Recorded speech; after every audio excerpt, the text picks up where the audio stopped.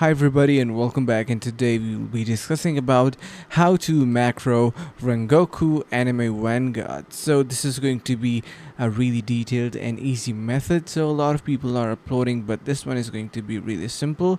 So let's just go through and learn how you can exactly make the macro. So let's just head over to the notes that I have made around here. So here, as you can see, first of all, you can create a rotation and you can set up a skills that maximize damage output while minimizing the downtime. Like for example, start with an AoE or DOT ability to weaken multiple enemies, and you can set that, of course, and follow the high burst damage abilities. Focus on your, you can say, like down stronger targets, and then you're going to be setting up a macro. If a game allows macros, you can simply add that and open macro settings in your game, input the sequence of abilities you want to use, consider their cooldowns, and set a delay. Eventually, once you are going to be setting your abilities, make sure that they don't overlap or waste cooldowns.